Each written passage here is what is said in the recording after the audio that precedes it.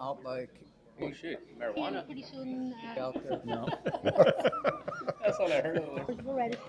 Oh, with the marijuana. Yeah, like for the comp plan. Off the I ground. think they did. We're not gonna base our They recommendation just stepped across into Yuma. never base our All recommendation. right, let's call our Planning and Zoning Commission meeting for today, October 26th, 2021 to order. And first item on the agenda, would you stand and join me in the pledge, please?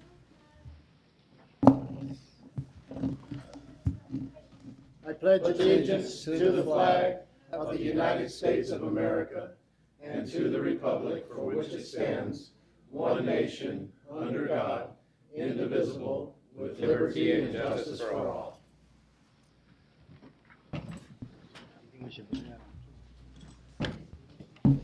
Yes, we should, on the record, confirm the quorum. Yeah, okay. Scott Morhern, Here. Ron Rice, Here. John McKinley, Tim Bowers, Here. Danny Bryant, Here. Matias Rosales, Present. Bobby McDermott, Present. Gary Black, Here. Sean Rogerson, Paul White. Here. Chairman, you do have a quorum. Very good. Before we get into tonight's agenda and in the meeting, I have a little script I need to read. If you are parked in the rear employee gated parking lot, please move your vehicle to the front, to the north parking lot, to avoid having your vehicle locked in. Please sign the sign-in sheet, back door, at the rear door. When you speak tonight, if you'd like to speak, please state your name and your address for the record before you start speaking. Please address the chairman at all times. If you want to ask a question of staff, ask it through me and I will direct staff to answer. There is a 3-minute timer. We don't often have to enforce it too much, but we reserve the right to use the 3-minute timer if the meeting gets lengthy. If you have handouts that you want to pass to the commission, give them to staff and they will pass them to us. If you have information to show on the overhead projector, please give that to staff and it will become a permanent part of the record. The restrooms and the drinking fountains are just down the hall behind us. Feel free to use them as needed. And we ask that there's no food or beverages in the meeting room except for water. We'll move on to item number 3 on tonight's agenda is approval of the Planning and Zoning Commission regular minutes of August the 24th, 2021. Mr. Chairman, so move. Second. We have a motion by Commissioner Black with a second by Commissioner Rice to approve the minutes as published. Any discussion? All in favor, aye. Aye. Any opposed? Motion carried. Next item on tonight's agenda is item number 4. Mr. Chairman? Oh, thank you, yes. There is, we do have a request tonight for the item number 13.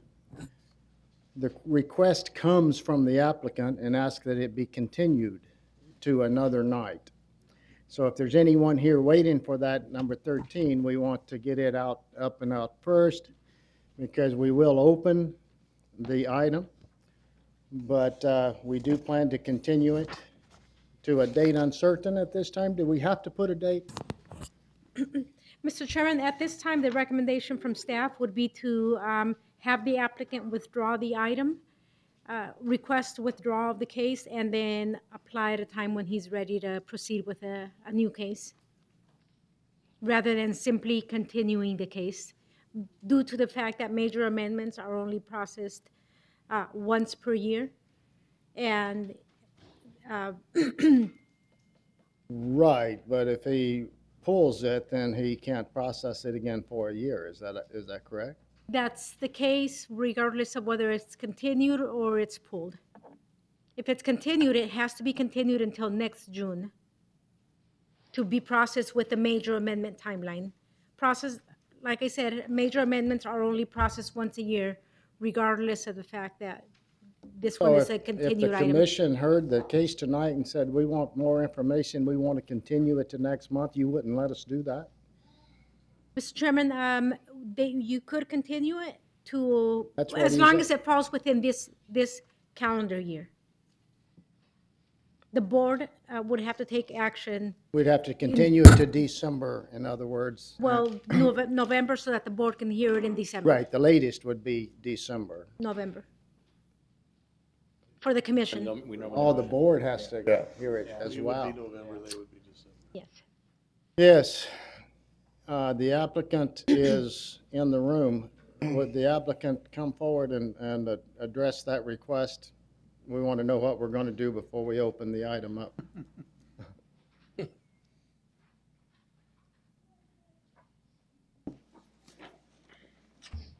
I didn't know that was another choice. The reason that we've asked for the continuance on this is because the property has been taxed at commercial rates for 15 to 20 years. And we feel like it is improperly zoned when the county placed the zoning on it that's there. And we have the attorneys looking into the tax laws in the state of Arizona. And some of the cases that we have seen so far, there's that if it is taxed at a rate, that is a right that can't be taken away from them by a staff or anything. And so Understand we'll that have to wait reason. and and, see. So, name and address for the record. okay, Bruce Jacobson at 1334 South Fifth Avenue in Yuma. And I don't know if it can't be heard for a year. I didn't know of this other thing. They hadn't told me. They just said I could continue it. But you've heard their explanation, and they would request that you withdraw it and bring it back when you're ready to proceed, if you get ready to proceed. Would continuing it to December be an advantage, or to November's meeting be an advantage to you? I don't think so, because I think that with what will come up is that this will be overruled either by the court or otherwise because of the way that it has happened, and that it'll probably be resolved and everything before the end of the year anyway. So if it needs to be withdrawn, and that's okay, because I think it'll be resolved back here. It'll probably come back before you one time just to correct something that might have happened. Okay. And whether it was an incorrection or something, it'll have to be determined, but we'll bring in those facts at some other time.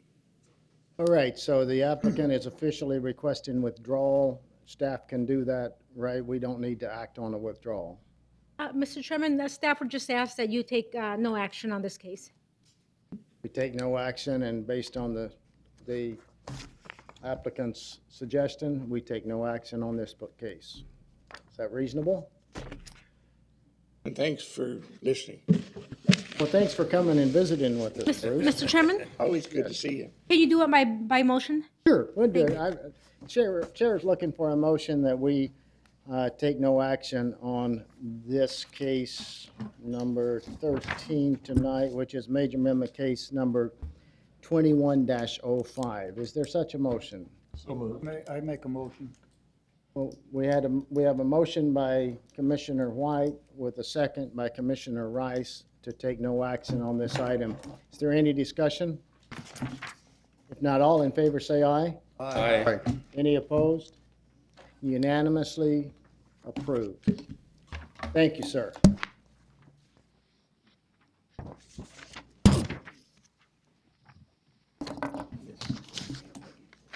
Now, the next item on tonight's agenda, item number 4. Through the minutes, right? Yeah, item number 4, minor amendment case number 21-07, Jordan White and Jared Brandu requests to change the land use designation of a 3.41 gross acre parcel from rural density residential to suburban density RSD. Staff's report, please. Thank you, Mr. Chairman, members of the commission. Anson Lahosset, Senior Planner, presenting minor amendment case number 21-07, requesting to change the land use designation of a parcel 3.41 gross acres in size from rural density residential to suburban density residential. The subject parcel is located in the Yuma Mesa planning area, and the intent is to accommodate a future rezoning of the subject property from rural area 10-acre minimum to suburban site-built 1-acre minimum. This is a land use map showing the subject parcel in red crosshatched. The yellow is rural density residential, which is the majority of land use in this surrounding area. And this is an aerial image of the parcel, which is in citrus, and is the location of 2 manufactured homes. Property has access from Avenue 3 and 1/4 E. The applicant states the intent is to divide and develop the site with 2 site-built homes. A future rezoning to a zoning district that allows parcels of 1 acre in size would be required if the amendment is approved. This is the site plan submitted by the applicant. It proposes 1.7 gross acre parcels, which are not supported by rural density residential land use.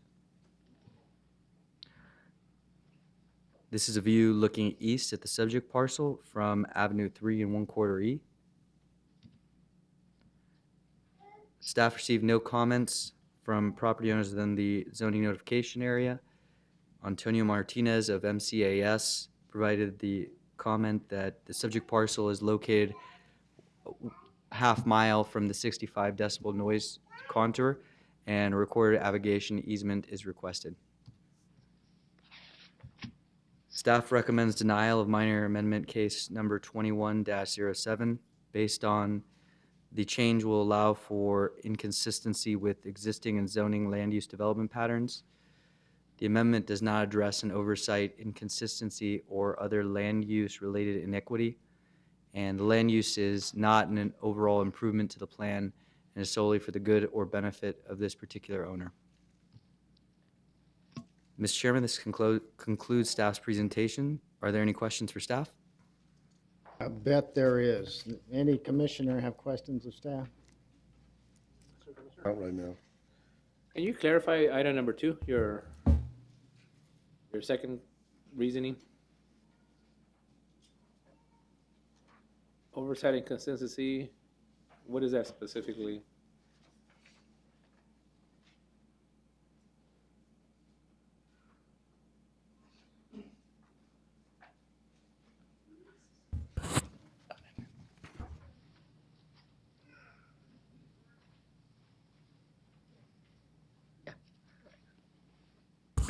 Mr. Chairman, the purpose of that statement or the reason behind that is if this property was zoned something different than what the surrounding area is designated as, then that would be an inconsistent land use designation.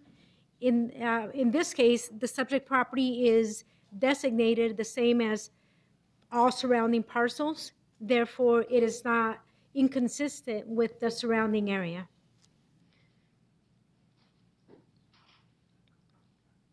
Mr. Chairman, Yes, or Commissioner Black.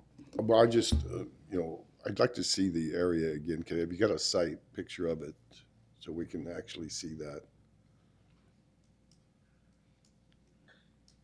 So, Mr. Chairman, as you can see on the map that's currently on the screen, the yellow color are all properties that are designated as rural density residential. So the parcels across the street, Mr. Chairman, what size are those? The size of the property, those are probably about 5 acres. Are you talking to the south or west? To That'd be the west. the long The thin ones west. to the west. The west. I don't believe I have that. They're all smaller parcels anyway. Did you? 142, I think this is it. These 2 acres. 46,000 square feet. I didn't do the math, my phone did the math. 43,560 feet in an acre. Mr. Chairman, they appear to be 2 acres in size. Acres, right? Okay. That's what I figured. Okay. So, any other commissioners have questions of staff? I guess they are large. I'm just trying to understand, because these would be 1.7 acre parcels, they do not fit within the whole rest of the community. And I mean, I'm happy with that. I just want to make sure that's what we're saying. So the 1.7 acre parcels would not be consistent with the 2 acre parcels across the street.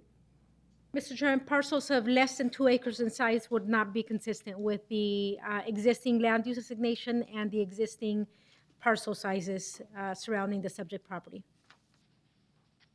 In this case, the military did comment and they had no objection. Is that accurate?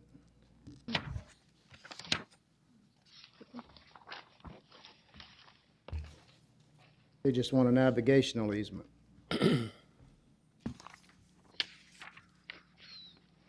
It was just over the location. Mr. Chairman, if I'm understanding this right, basically, we're going to replace 2 mobile homes with 2 stick-built homes in the same places that the mobiles are. That's the intent of the owners. Let me share that I received a call today from the agent that was to be here to represent the owners tonight. I think one of the owners will be here, but the agent's not going to make it into town in time to show at this Planning and Zoning Commission hearing. So he briefed me on it, and he said that there was 2 site-built houses to replace the 2 manufactured homes. That's the long-term goal. Okay. But 2 separate owners. 2 separate owners? 2 separate owners. Okay, so then they're going to split the parcel and. That's what they're asking, that's what they said. Oh, yeah. okay, I was, 2 1.7 acre parcels. oh, okay. Mr. Chairman? Yes. So staff did receive comments from MCAS Yuma. They just indicated that the property is located 0.5 miles from the 65 decibel noise zone, so it is not in the high noise or accident potential zone. It is requested that a navigation disclosure statement be recorded. Right, So they did not provide a position in favor or in opposition to the right. request. They didn't object to No, the 2 homes. correct. And the reason that staff would be uncomfortable with that is because the zoning would be different, even though the use wouldn't be different. I mean, there's already 2 homes out there.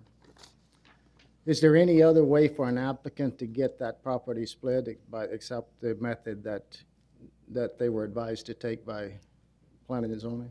Mr. Chairman, I believe that there's a special use permit on file to have the 2 dwelling units on the same property. They could split the property, but they would have, without rezoning it, but they would have to record deficiencies on the lot split or the land division permit. At the time of new building permit applications, staff would not approve any building permit application because the properties would not meet the minimum zoning requirements. So this is the only path that they could take if they were Yes, if they want to to improve split the property. properties now that they've bought them. Correct. Any other commissioners have questions of staff? If not, I'll ask the applicant, is one of the owners in the room tonight? Did you want to speak? Will you want to come forward, give us your name and address for the record? And Jordan White, 1818 South 34th Avenue, Yuma, Arizona 85364. And I do have some handouts, if I could pass those. You can go ahead and give it to them. Amber's always able to overrule the chairman. We're always wins. Look at Amber, are you sure, Amber? Absolutely. Did you see the look she gave me? I wasn't about it. So I appreciate the opportunity to come and speak to you all tonight, and the information that was presented. What I've handed out here is from the GIS, and actually, is it okay if I give you guys one of these as well? So I've pulled this, this representation from the GIS service provided by the county, showing the lot sizes in the surrounding area, very similar to what has been shown there. I just wanted to highlight, based on the dimensions that are presented through GIS, the acreage is also listed there on this page that I've printed out. So I don't know if really there's an opportunity to go back and look at exactly how those lots that are surrounding our property or meet the 2-acre requirement. The measurements that are presented there do not equal the 2 acres. So I don't know if we have an opportunity to go back over on that. But just a little bit of backstory. Again, my name is Jordan White. I'm here with my family, and Sarah and Jared Brandaw, who are close friends of ours. Jared recently relocated here through his job with the Border Patrol as a pilot, and they began looking for a lot. They found this lot, which is larger than what they had wanted, and they approached us with the idea to purchase this and split it so we can build our dream houses. You know, all of us have been born and raised here in Yuma. My dad, David White, has a construction business here. He has for a number of years. And Sarah's dad, Tom Renard, is the pastor of a local church here, which we all attend. And so we really look forward to the opportunity to continue staying in Yuma and building this house on this property we purchased. The amendment today is to subdivide that into the two 1.7 acre lots, which again, I appreciate the opportunity to present what we have. Additionally, with the picture on that front page is also pictures of the property as it is today, which when we went to each of the surrounding neighbors and asked for their permission to move forward with this prior to our purchase of this land, the common theme was relief, because it was a bit of an eyesore. There are beautiful homes to the west and to the east, and this property, as we also saw in those pictures there, wasn't very appealing necessarily, to put it lightly. And on the final pages are representations of what we intend to build on that land. And so we would be putting nice, large homes, and you know that would be very appealing as far as visually. Yeah, we did not get written signatures, which is maybe something I wish we would have gotten from the surrounding neighbors. But when we met with all of them, there was not a single point of opposition towards this. And that's pretty much it. I just appreciate the opportunity to speak with y'all and welcome any questions that you guys have. Thank you. Does any commissioner have questions of the applicant? So, Yes. this is property you bought. I for some reason thought that this was property that you already owned and now you wanted to remove the mobile homes, and I didn't quite understand that we were looking at a lot split, that's all. And yeah, certainly anything would be an improvement over what's there. Appreciate that. And that is correct. Yeah. So we purchased the land as a joint purchase in May of earlier this year. Did you, excuse me, any other commissioners have questions? Yes. Did your neighbors mention when you spoke with them about they want to divide their lots too? No, because I don't think based on, again, I'm admittedly a bit ignorant about the GIS service. All I was going off of was what was presented to me when I used it. If they were to split their lots, it would be under even 1 acre. According to the dimensions that I see here, there's not a single 2-acre lot to the west where those existing homes are. And so if they would request to split it from there, it would be under even 1 acre. And as narrow as they are, I don't think that's something they would consider. The staff, I think, wants to make some comments perhaps about gross acres and net acres, but go ahead and make that comment. Yes, Mr. Chairman. Based on the map that was provided by the applicant, What's shown as the dimensions of the properties to the west, those are net acres. It is not inclusive of right-of-way. So that is why they're 1.875 acres. For the SR and SSB zoning districts, right-of-way is included to calculate the gross acreage. In addition to that, the subject property has a special use permit for having a second manufactured home on the property. The property owner does have the option of replacing one or both of those units with site-built homes without having to rezone the property. Right, but you understand the situation here, the property has been purchased by two people. So, Understand that. so there's two property owners, so. We're finding ourselves in the situation we often get in, where what you're asking to do makes a lot of sense, but staff doesn't have a pretty way of getting it done that doesn't require them to make a recommendation to do something they normally wouldn't do, and so they're not making that recommendation. Now, we can make a different recommendation if we choose. Any other commissioners have questions of the applicant? Mr. Chairman, I have one additional statement. Yes, let's, While the intent is to divide the property into two parcels of 1.7 acres in size, the proposed land use designation allows parcel sizes of approximately a little less than 15,000 square feet in size. So there's a potential for this property to be split into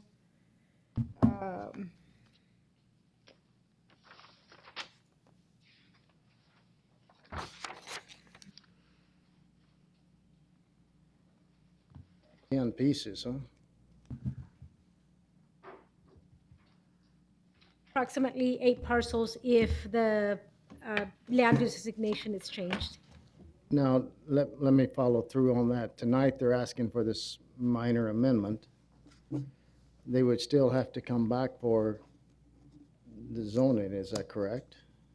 Mr. Chairman, that is correct. If the land use designation is changed to suburban density residential, they would still have to apply for rezoning to whatever zoning district And accommodates their needs. at that time, we would have the opportunity not to grant zoning that would allow more than 2 residences, is that right? You could, but anything that allows parcels of 1/3 of an acre would be in compliance with the comprehensive plan. But it certainly wouldn't match the surrounding properties. We'd have a really strong argument then that it would be 15,000 square feet when the smallest thing was 1.8 acres. So the same argument would apply, right? Correct. So I have a lot of faith in my commissioners up here that we wouldn't allow that to happen. I could even be absent and not worry about what they did. So, commissioners, any other questions of staff or of the applicant? One last one. Did you guys consult with anyone other than your real estate agent before you bought the property? Yes. Who did you consult with? Ruben and Jared made an appointment here at the county to consult. I apologize, I don't have the name of whoever they spoke with, but our purchase was contingent on I know that we didn't get anything in writing necessarily. We didn't get anything saying 100% this is okay, but there was no indication that we would have a problem. We would not have gone through with this purchase, which is a large purchase for our young families, to move forward had we gotten a negative. Let me make sure I understand what you said. You made an offer contingent on the property being able to be split. Your partner and your real estate agent came to the county and said, we got this, what's the chances of getting this split? And they said, well, this is the way it would have to be done. And so now that's the way you're doing it, but they're not in a position to recommend approval. Yeah. I do admit that it was even a surprise to have to appear for this. Maybe I was a bit ignorant on the process back in May, but when Ruben and Jared met, it looked like something that was possible. Well, and understand, I don't normally defend staff, but they have to tell you what you can do. Absolutely. That doesn't mean that they're going to recommend that. Sure. But you can apply. Sure. And so, Chairman, just one comment also. We make a recommendation. Obviously, the final word is at the board. Yep. So you have an opportunity to collect those signatures prior to that meeting. Understood. great. We're going to open a public hearing and see if there's any public comments. We may have to call you back up again, okay? Thank you. Thank you. We will open the public hearing portion of the meeting now and ask if there's anyone in the audience tonight that would like to speak concerning this case, either in favor of or opposed to.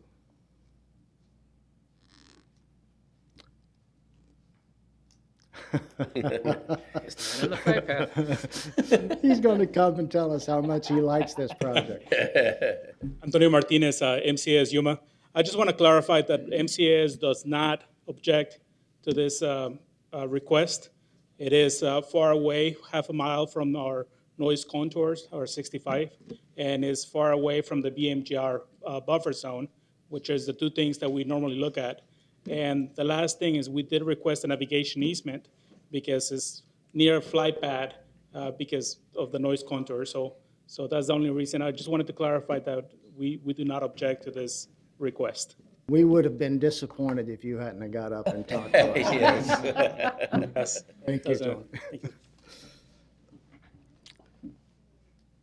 Anyone else in the audience like to speak in favor of or opposed to this item? Seeing no one, we'll close the public hearing portion of the meeting and come to the commissioners for discussion. Action. Commissioner Rice. I'd like to make a motion, please, Commissioner Rice. that we approve the permit on case number 2106 rather than denial. I second it. So we have a motion by Commissioner Rice, seconded by Commissioner Bowers, to recommend approval of minor amendment case number 2107 as presented, including the navigational easement. Any discussion? Yeah, Mr. Chairman, I feel like I need to say something. I mean, I understand the situation, but this is a minor amendment. So you're changing land designation and I don't know whether, I mean, I see and I feel, what's going on and I understand it, but I don't know what that does to us down the road. So, I'd have to vote no for this at this point.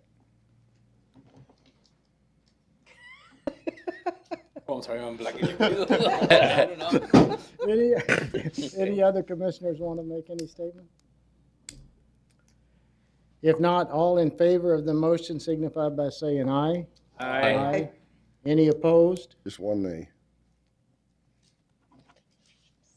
The motion is approved with a vote one nay. How many of us there is? The rest are ayes. 7-1. Okay, and that recommendation will go to the County Board of Supervisors for approval, at which case they can reverse our recommendation, but you got past first base. Make sure you tell your agent you didn't need him. All right, item number 5 on tonight's agenda, special use case number 21-06, Rosa Rivas? I'm not getting that. How do you say it? Arribas. From AmeriGas Propane LP, agent for Smallwood, Arizona Family Ltd, request a special use permit. Staff recommendation, please. No recommendation. Just a recommendation. I can jump to it. Presentation. No, I know you're going to recommend something in a minute, but do the presentation first. Thank you, Mr. Chairman, members of the commission. Javier Barraza, Senior Planner, presenting a special use permit case 2106. This is a request per section 512.03H of the Yuma County zoning ordinance to allow the storage and dispensing of propane on parcel 1.729 acres in size, zone general commercial, located in the Foothills Planning Area at 10379 East South Frontage Road in Yuma, Arizona. The intent is to continue the use of the property for storage and dispensing of propane. This is a renewal of an expired special use permit. This is the vicinity and zoning map showing the subject parcel, crosshatched and highlighted in red. Parcel is accessed on the north via South Frontage Road. Parcels on the west and south and are zone RVP and C2, and is the location of the Blue Sky and the Smallwood and Western Sands RV parks. Then we have parcel number 12, which is owns general commercial, and it's a vacant parcel. This is the site plan provided by the applicant. This is the same as provided like in 2015. This is an aerial view back in the day, 2015. The yellow arrows show a traffic flow, how the property is accessed from the south frontage road on the north, and the vehicular flow from the side. This is a view looking south from South Frontage Road of the facility. Now looking southwest, again from South Frontage Road. No comments received from property owners within the notification area. Staff recommends approval of a special use permit case number 21-06, subject to the following operational conditions. All requirements of the Yuma County zoning ordinance shall be met. All requirements of the Yuma County Comprehensive Building Code shall be met in future construction, alteration, or remodeling of buildings. Number 3, all requirements of the environmental health law includes but not exclusively Arizona Revised Statutes Title 36, 49, and Arizona Administrative Code Rule 9 and 18 shall be met. All requirements of the Yuma County Flood Control shall be met. Number 5, the approval of the special use permit is based on the site plan submitted by the applicant. Any change from the site plan will require prior approval by the planning director. The special use permit shall be valid for a period not to exceed 10 years from the date of board's approval. And number 7, the hours of operation shall be limited to 6 a.m. to 8 p.m. Mr. Chairman, also the following performance condition: within 60 days of board approval, provide an ARS 12-1134 waiver. Mr. Chairman, that concludes staff's presentation. Very good. Do any commissioners have questions of staff at this point? This is a renewal of an existing SUP. Okay. That's what I thought. Okay. It is. Any other questions? If not, is the applicant in the room? Would the applicant like to speak? No? Then we'll open the public hearing portion of the meeting. Does anyone in the public like to speak for or against? Seeing no one, we'll close the public hearing portion of the meeting and we'll come to the commissioners for action. I would like to recommend special use permit case number 21-06 for approval. One second. Okay, we have a motion by Commissioner McDermott, seconded by Commissioner Black, to recommend approval of special use case 21-06. Any discussion? All in favor say aye. Aye. Any opposed? Motion passes. Recommendation will go to the board. Item number 6 on tonight's agenda, special use permit case number 21-07. Kevin Dahl from Dahl Robbins and Associates and Frank Lauro, True North Renewable Energy, LLC, agents for Faithful Management Systems, request a special use permit. Staff report, please. Mr. Chairman? Yes. I need to recuse myself from a special use permit case number 21-07. I'm currently employed by the agent for the applicant.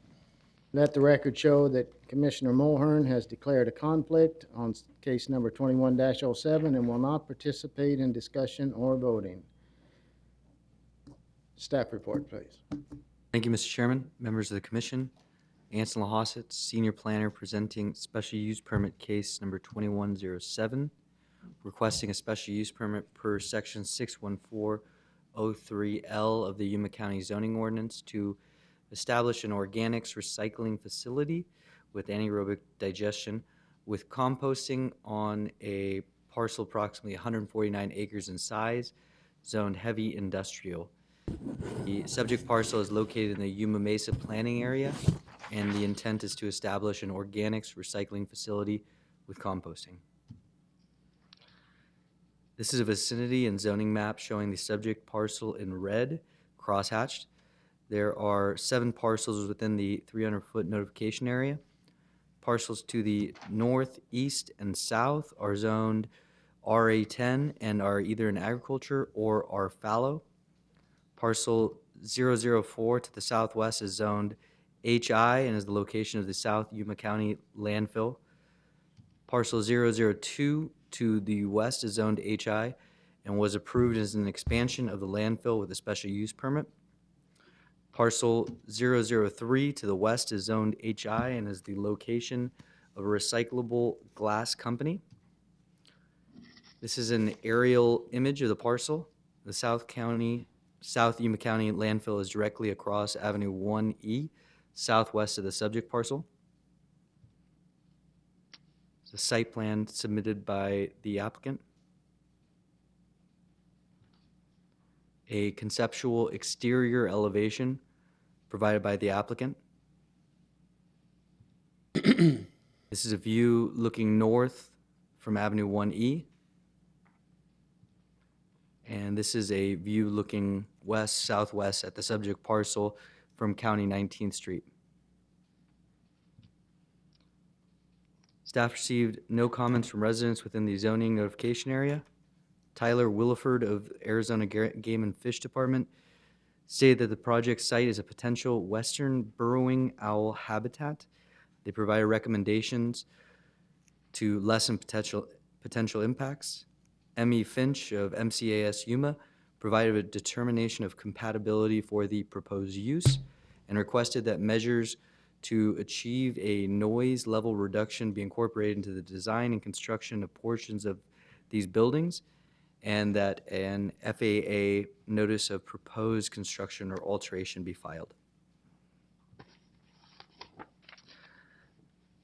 Staff recommends approval of special use permit number 21-07, subject to the operational performance conditions. Within 60 days of the Board of Supervisors' approval, all owners or their agents must provide the following: an ARS 12-1134 waiver, a recorded abrogation disclosure statement, a range disclosure statement, an infrastructure disclosure statement, an agricultural disclosure statement, and a schedule for development disclosure statement. Within 180 days or prior to the commencement of operation of the facility, whichever occurs first, a traffic study shall be provided in accordance with the Yuma County Public Works Standards Volume 1, Section 7.3 Guidelines for Traffic Studies. Within 180 days or prior to beginning operation of the facility, whichever occurs first, the owner will apply for and obtain a grading permit from the engineering department. Within 180 days or prior to beginning operation of the facility, whichever occurs first, the owner shall construct and maintain, that is after the grading permit, all Arizona Department of Environmental Quality and Environmental Protection Agency regulations relating to the construction, operation, or maintenance of biomass shall be met. And operational conditions: the approval of the special use permit is based on the site plan submitted by the applicant. Any change from the site plan will require approval by the planning director pursuant to Section 402.04 of the Yuma County zoning ordinance. Special use permit shall be valid for a period not to exceed 10 years from the date of approval by the Board of Supervisors, and the business will not be open to the public. Mr. Chairman, that completes staff's presentation. Are there any questions for staff? Any commissioners have questions of staff at this point? If not, is the applicant here and would they like to speak? And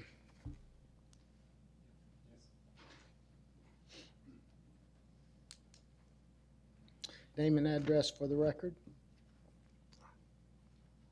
Bernard Fenner, 2390 East Camelback Road in Phoenix.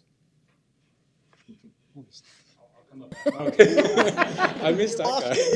He's going to wait and see what we do to you. Yeah.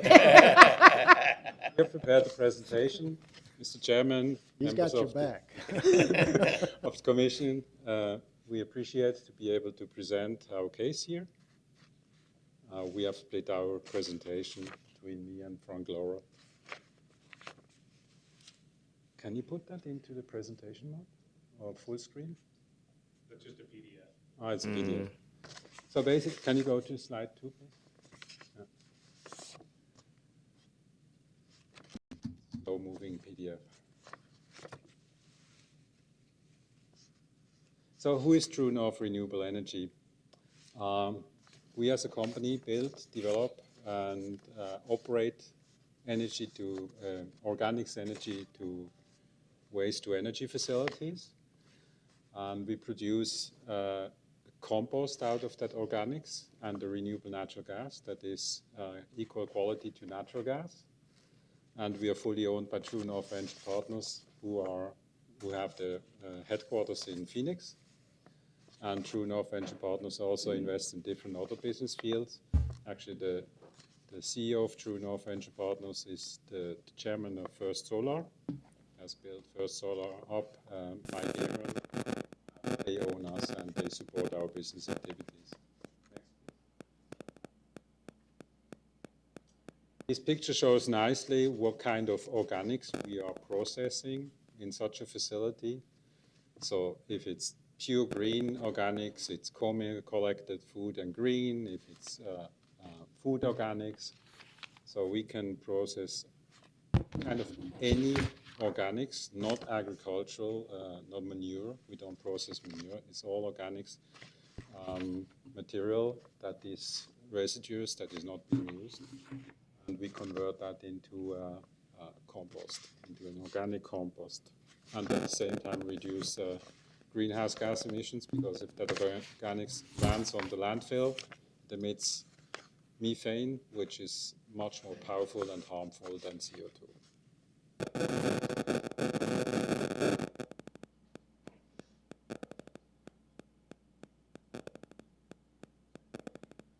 This is a nice setup that shows how such a facility works. Starting at point 1 is a scale where the material is going to get into the facility. Then it gets into an enclosed building where the pre-processing will happening. So we will grind and shred the material to bring to a size and remove contamination of the material. And then we feed that into an anaerobic digester. And an anaerobic digester is basically what we have here. We digest. It's going to process about 2 to 3 weeks in that reactor, produce biogas. Then we clean up that biogas to renewable natural gas. What comes out of the digest is so-called digestate, which will then be composted for another 2 to 3 weeks until it's a final compost, a stable compost that can be sold into the agricultural community. Next, please. What we do, the projects that we develop is based on proven technology. I'm from Europe, I'm from Switzerland actually. I've built many of these facilities all over the world, and one of them is in San Luis Obispo. So these facilities run more than 2 decades, proven, work fine. I've built a facility in the midst of Zurich, surrounded by the best neighborhood, so no problems at all with any odor complaints, so it's really have to cope with that.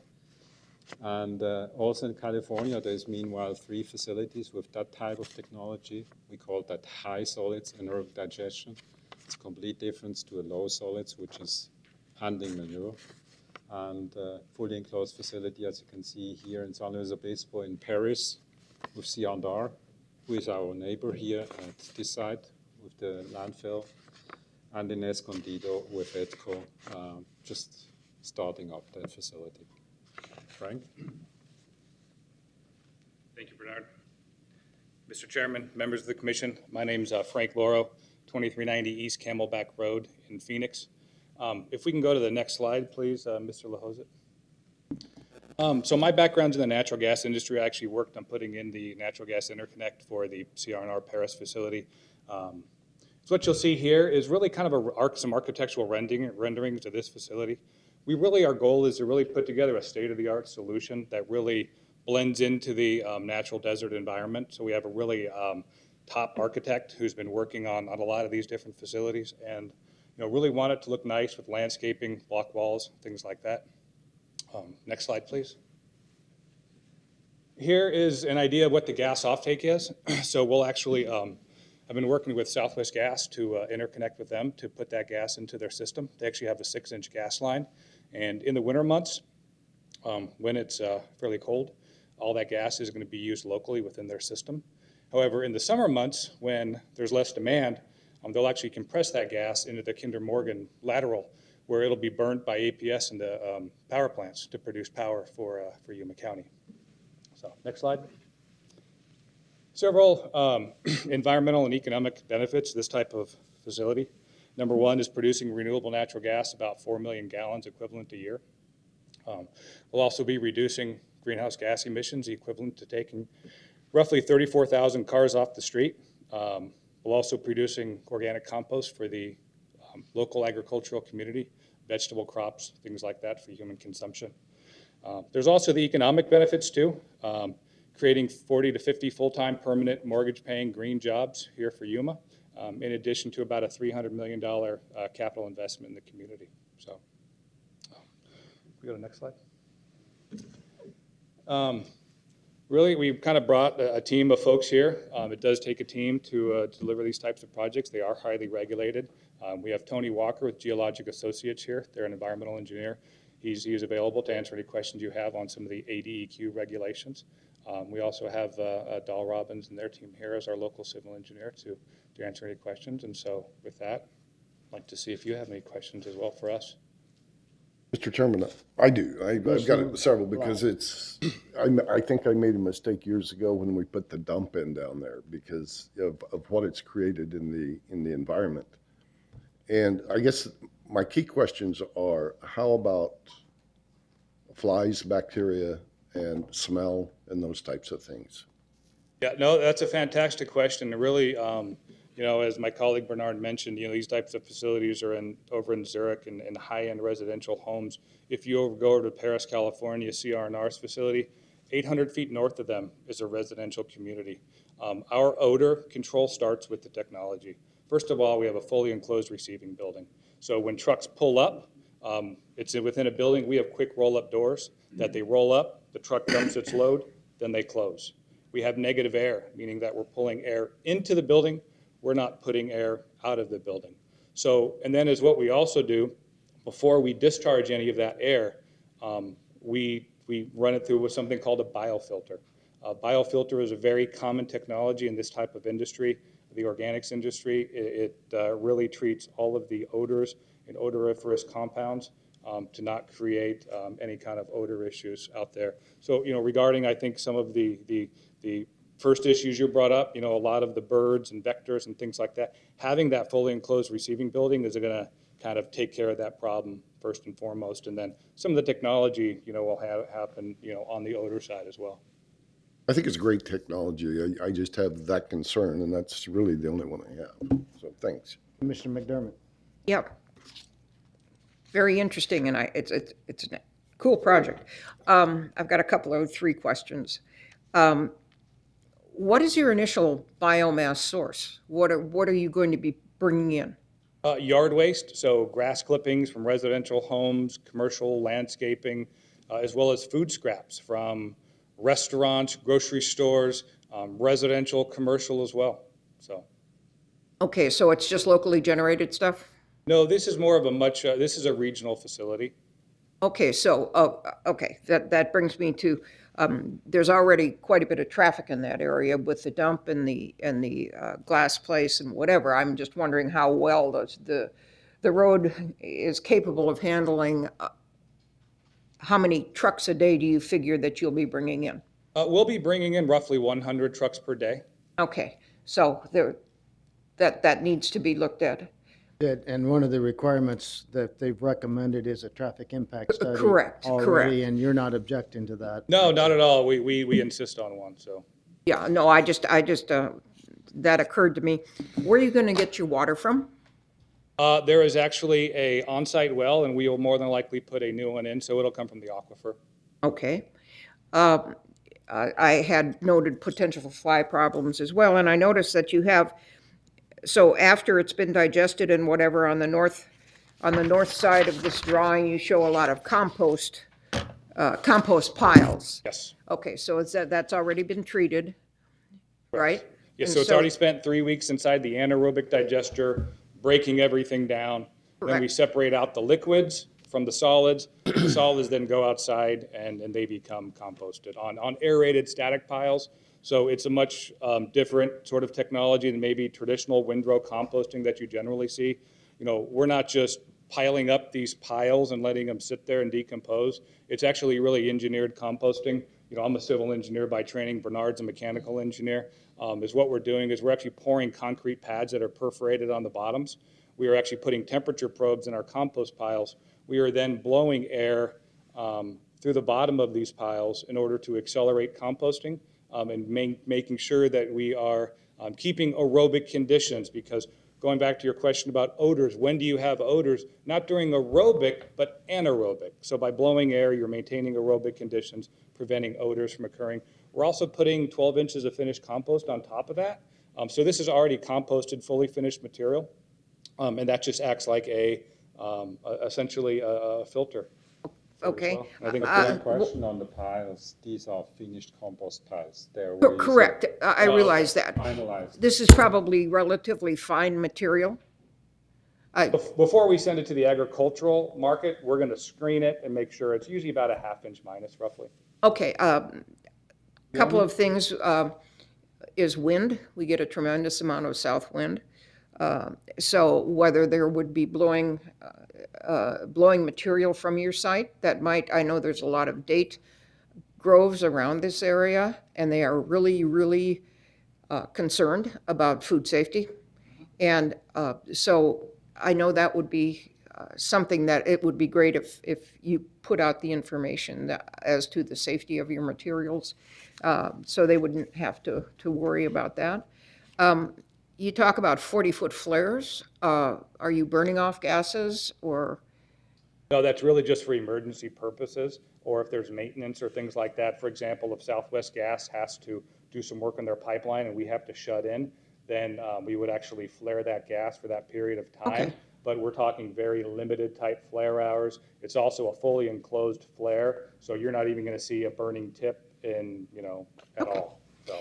Yeah, and flies, we've had a real problem with flies, and they are particularly bad in Somerton a lot of times, which is the agricultural community to the north and west of these sites. So it's something that we've studied, and our agricultural people have really worked at trying to handle. And I'm just wondering whether the piles, even though they are composted and covered with dried, finished product, whether they will attract any sorts of insects or things. So from my experience with many facilities, on the final product, there will be no flies. Okay. The risk is where the material arrives, the fresh material. That's why we have an enclosed facility of heat. Yeah, that's a great system where it never is exposed to the air, and no, I think it's a tremendous benefit for this area, since agriculture is our major business. I have a couple of questions. What about wastewater? Is it we could have effects on our water table eventually, or anything like that? Or does it produce wastewater, and if so, what happens to the wastewater? Basically, all water that we have from the process, we recirculate. We use that in the process. There will be no additional water discharged from the process, but we have also runoff water from the site. Correct. And we have really two types of runoff water. One, which comes in contact with the compost. That water will actually be also recycled within our process, and we will work with Arizona Department of Environmental Quality. They have something called the Aquifer Protection Permit. We're working with Geologic Associates. They're a very renowned solid waste hydrogeologic firm to kind of design this and get ADEQ's approval just for that reason right there, to make sure that everything we're doing is absolutely, not going to, contaminate the aquifer. So. Commissioner Rice? On your compost, does it have fertilizer, in other words, is there nitrogen, phosphorus, any of that thing that can be used by the farming community? Absolutely. It does have NPK. It also has, much higher organic matter content than traditional manure-based compost. And so we've actually been speaking with some local manure composters, whereas what they really want to do is kind of create a blend between our compost, because we tend to be a little bit lower in NPK, but higher in organic matter. Their manure-based compost is higher in NPK, but kind of lower in organic matter to kind of create a really nice blend that's very attractive to the, local agricultural community. So a lot of the ag soils, I mean, I live in the Central Valley of California's, they're just missing a lot of organic matter. And so this is a way to kind of put that back in, help, retain moisture as well and reduce some of the water needs for the crops. So. Yes, sir. Just along those lines, our soils have less than 0.5% organic matter. So I don't care how much organic matter you put on, because we farm 365 days out of the year and irrigate and do tillage, it's gone. But anything to help will be wonderful. What about truck washout or whatever? So you have trucks coming in and they're dumping their materials or whatever. Then they just close them up and go away, or do you have a facility where will you be cleaning these trucks before they leave your property? Anything like that? Are these, I know they're covered trucks, but are they box these trucks? Would come in, big, large trailers with a tarp on top. After they tip their load, you're right, we'd go ahead and rinse them out, getting that residual material out, then go ahead and, capture that water and recycle it within our. So that's done in your building? Well, the washout, once they empty from the back into the building, they empty that, and then you wash it out once it's pulled up, and it will flow into the tip floor. Okay, I just wanted to make sure. I've experienced rendering plant collections and things falling out of trucks and the lovely odors that when you're driving down the road and you run into it, it's not very pleasant. I just, these are all things that, since we're urbanizing so much, it does make a difference. Thank you, sir. Any other commissioners have questions of the applicant? If not, thank you for the presentation, and we will reserve the right to call you back up if we need. We will now open the public hearing portion of the meeting. Anyone in the public want to speak regarding this matter, either for or against? Uh-oh.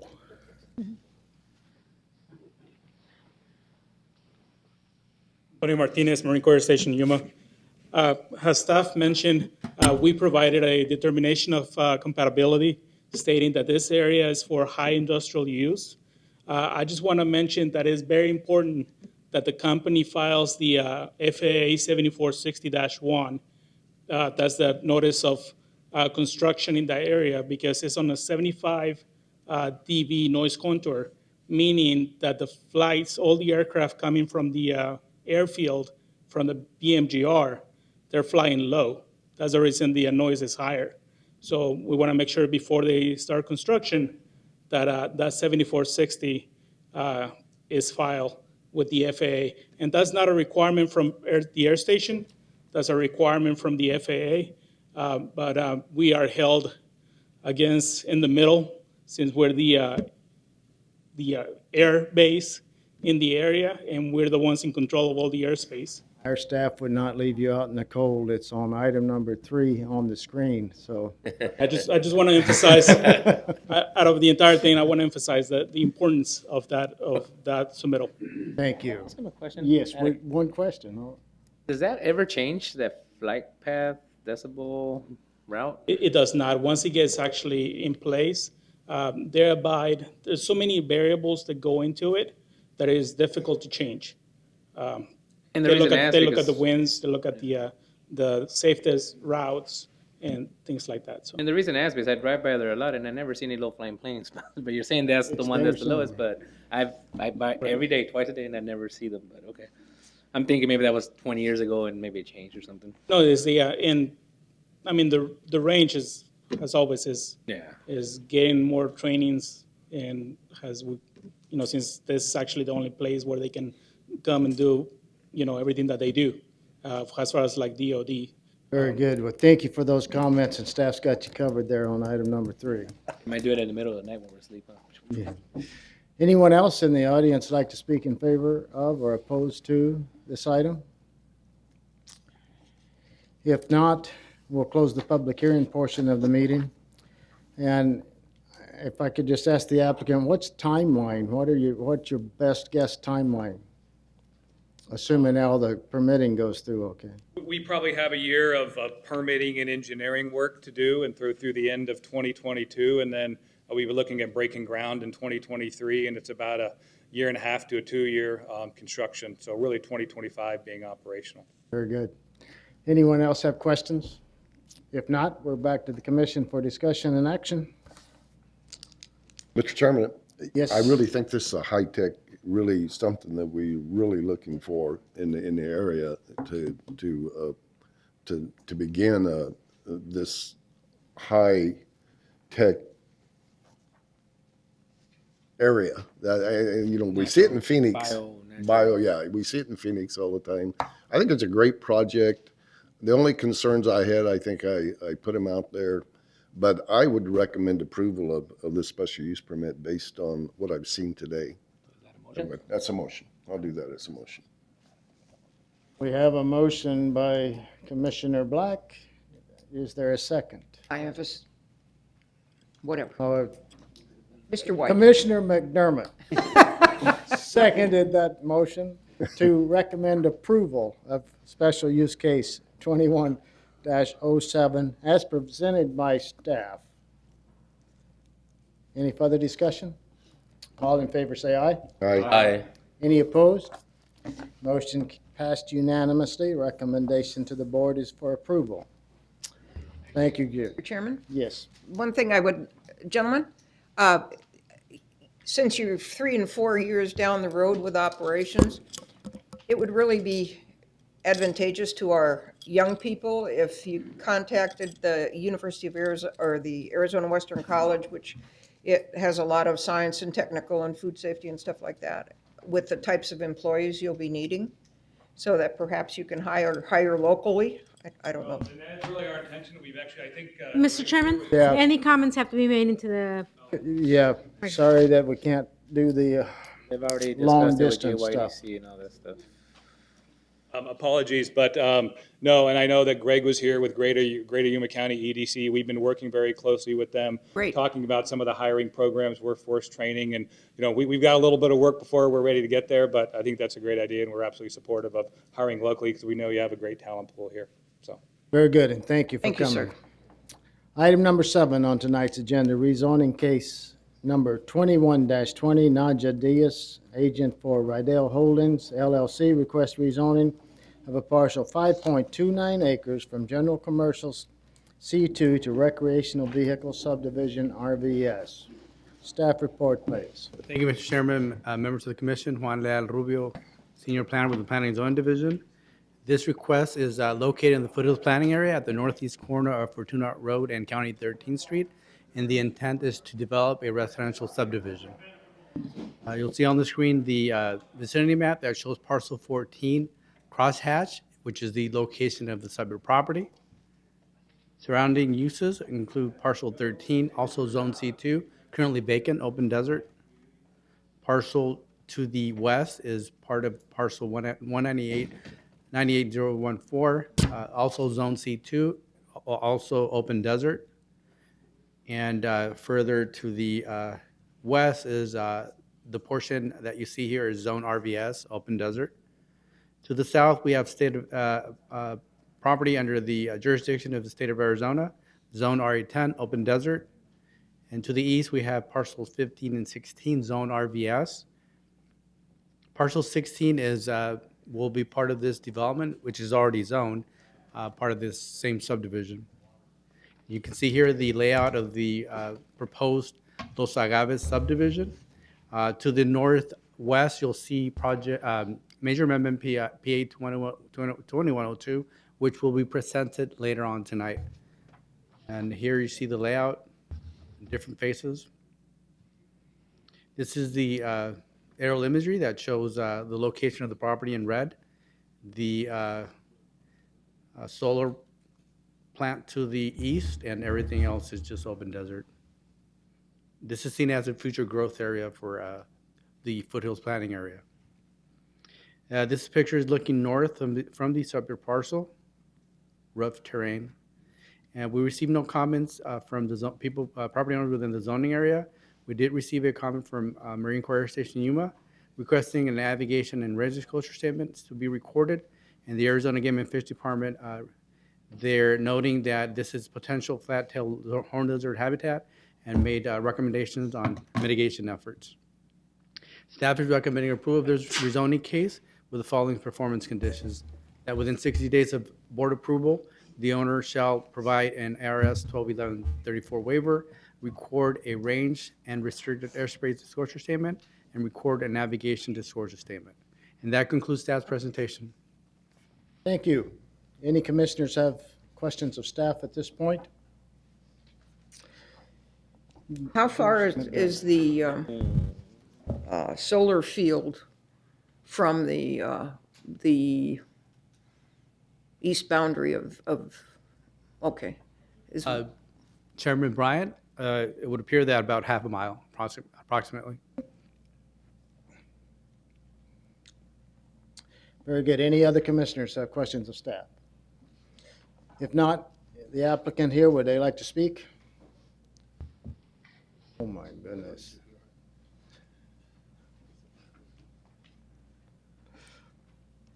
Good evening, Mr. Chairman, Commission members. My name is Naji Hidayes with the Dice Engineering. 3075 South Avenue 4E. I remembered my address. That's good. I really don't have anything to do to say anymore. Juan did a hell of a good job presenting the case. Thank you, Juan. And I just would like to come here and say good evening to you and answer your questions if you have any. Anyone have questions of the applicant? No. Thank you, Naja. Thank you. I'll open the public hearing portion of the meeting. Does anyone in the audience want to comment either for or against? Seeing no one, we'll close the public hearing portion of the meeting and come back to the board for discussion and action on rezoning case number 21-20. Mr. Chairman, I'd move to approve. I'll second that. Commissioner White, motion. Commissioner Black is the second to approve rezoning case number 21-20 as presented so professionally by staff. All in favor, say aye. Aye. Anyone opposed? Motion passed unanimously. Recommendation to approve rezoning, or case number 8 on tonight's agenda is rezoning case number 21-21. Dahl Robbins and Associates, agent for Nupecto Associates LLC, requests the rezoning of a parcel 10 acres in size from rural area 10 acres to suburban site built 2 acre minimum. Staff report, please. Mr. Chairman, need to recuse myself from rezoning case number 21-21 and rezoning case 21-22. I'm currently employed by the agent for the applicant. Let the record show that Commissioner Mulhern has declared a conflict on rezoning case number 21-21 and 21-22 and will not take part in discussion or voting. Did you want to do both of these rezoning cases together or one at a time? Mr. Chairman, as you wish. The conditions are a little bit different, but I mean, I could open both. I could do both presentations. Let's do both presentations. Okay, I will at do the that. same time. So rezoning case number 21, Juan Leal Rubio, Senior Plan with the Planning and Zoning Division. Mr. Chairman, members of the commission, this is rezoning case number 2121. This property is located in the Yuma Mesa Planning Area at the northeast corner of Avenue 3.5E and County 15 1/4 Street. And the intent is to split the property into 5 parcels for residential development. This is a vicinity map that shows parcel A, crosshatch, the location of the subject property. Surrounding uses include parcel 7 to the north, which is currently vacant, zone SR2. Parcels to the west, parcel 1 and parcel 2 are currently also vacant, zone RA10. Parcel 1 is the subject of rezoning 2122, which I will be presenting here shortly. Parcels 747-46001 and 747-47001 to the south and southwest are also zoned RA5 and are currently in agricultural production. Parcels that you see here to the east, northeast are currently zoned SSB2, and they contain single-family residence and some date trees and citrus trees. This is the proposed site plan submitted by the applicant that shows the access to the property and the future proposed layout of the parcel. This is the aerial imagery that shows uses surrounding the property. This is looking north along Avenue 3.5E. From the side of the property looking north, this would be the Avenue 3.5E alignment, which will provide the access to the property. We'll need some improvements. This is looking east at the suburb property. Staff received, we did receive a letter today, and that should be in your packet, from one neighbor in opposition, the neighbor immediately to the south. And we received comments from MCS. We kept requesting an navigation discourse statement to be recorded. And Arizona Game and Fish also noted that this property is potential western burying owl habitat and offered recommendations on mitigation efforts. Staff is recommending approval of this rezoning case with the following performance condition: that within 60 days of board approval, the following documents be recorded: provide an ARS 121134 waiver, and record an infrastructure schedule for development, agriculture, and navigation disclosure statements. So these are the schedule for the schedule for development that staff is recommending. Number one, within 1 year of board approval and prior to the approval of a land division permit, the owner shall apply for a grading permit with the Yuma County Engineering Department to improve the alignment of Avenue 3.5E from County 15th Street to the south property line of the proposed 20-foot access easement with a 20-foot wide paved road in accordance with Yuma County Public Works Standard number 2100 with no soil test, no shoulder, and no curbing. The southern edge of the road shall also contain the means for emergency vehicles to turn around. The turnaround shall be in accordance with the 2003 International Fire Code and current Yuma County policies. And number two, within 1 year of board approval and prior to the approval of a land division permit, the owner shall apply for a grading permit with the Yuma County Engineering Department to improve a 20-foot wide ingress-egress easement in accordance with Yuma County Public Works Standards number 2100 with no soil test, no shoulder, and no curbing. The eastern edge of the egress easement shall also contain the means for emergency vehicles to turn around, and the turnaround shall be in accordance with the 2003 IFC and current Yuma County policies. And I'll show this on the vicinity map that it provides a little bit more clarity. Number three, within 1 year of board approval, the property shall be split by means of a land division permit pursuant to Section 507 of the Yuma County zoning ordinance. Any required irrigation easement shall be recorded with the land division permit. And number four, within 1 year of board approval, the owner shall submit certification from a licensed engineer confirming the roadways referred to in item 1 and 2 of the schedule for development was constructed according to the referenced Yuma County standards. And number five, all lots shall be provided with the means of irrigation and access to irrigation water prior to development of any of the existing parcels. The owner applicant will submit a letter from the irrigation district to our department confirming that a satisfactory irrigation system is installed and the individual lots will have access to irrigation water. So this map shows the conditions that I just mentioned. So you'll see in red the Avenue 3.5E alignment will have to be improved, as you see here, and in accordance with the reference standard, and also the one leading to the property that provides access to parcel 8. And the parcel to the south with the little red star is the neighbor that expressed opposition of this proposal. So that concludes staff's presentation. Let me do number 22.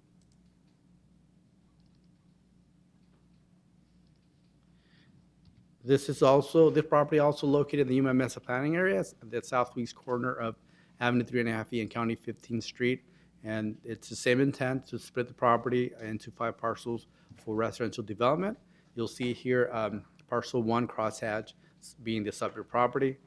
And to the south, parcel 747-38002 and parcel 8, which is the subject of rezoning 2121, are currently vacant and zone RA10. To the east, you'll see parcels 1 and 7, zone SR2. Parcel 1 contains a single-family residence. Parcel 7 is currently vacant. Parcel 18 to the northeast is zone SSB2 and contains a single-family residence.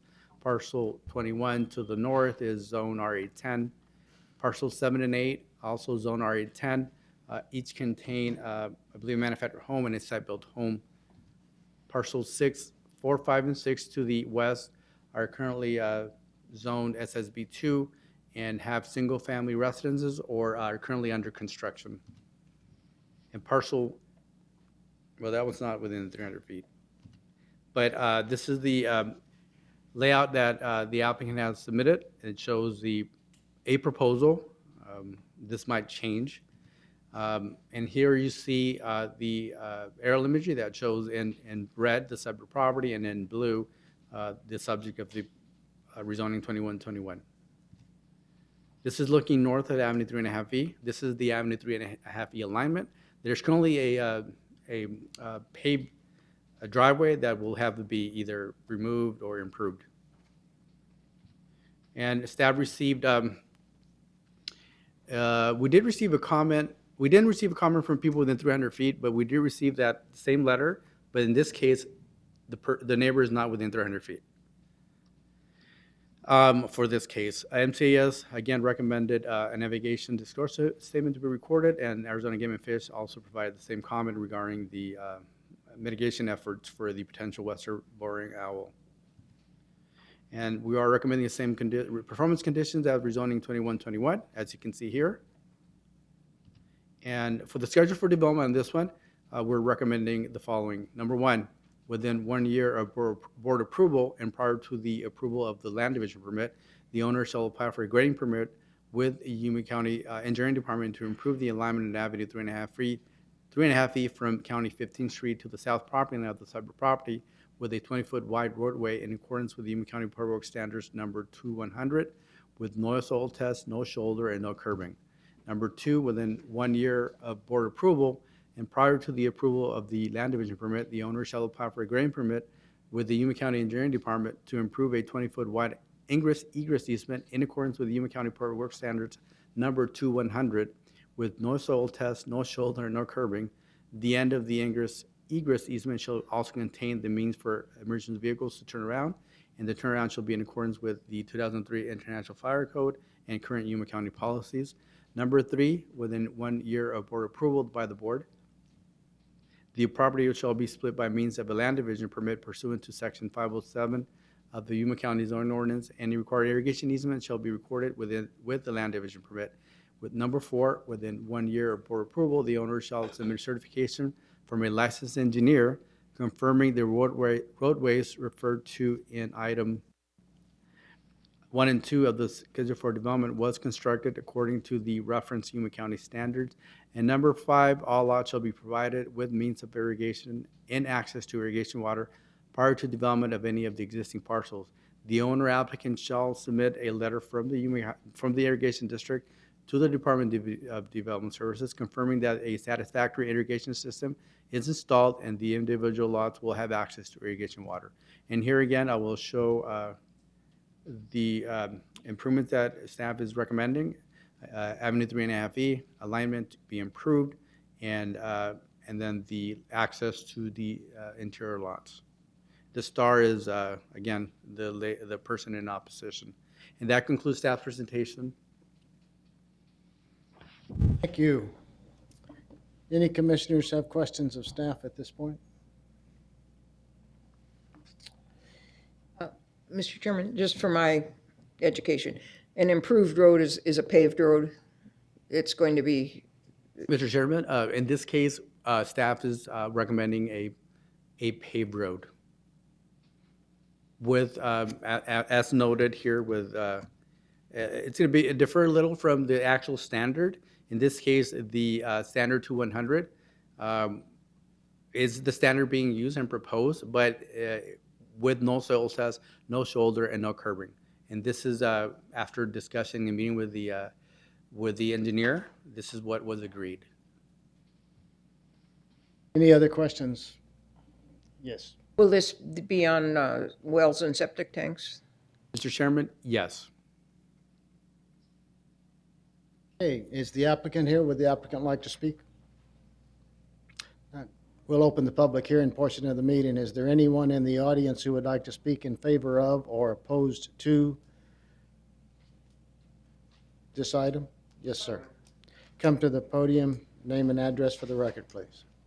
My name is Jacob Eccles, and I am one buying the same parcel that was on the screen a moment ago, which is 747-47001. We just bought that where the star is. I just wanted to say I would rather see it developed or zoned as RA5 for what that's worth. I would like to keep the area a little more rural if possible, which I think RA5 would go a long ways towards accomplishing that. So that's all I had to say. Very good. Thank you for your comments. Thank you. Is there anyone else in the audience tonight that would like to speak in favor of or in opposition to? There's two requests on the table, either rezoning case number 21-21 or 21-22. We have one, the applicant's agent.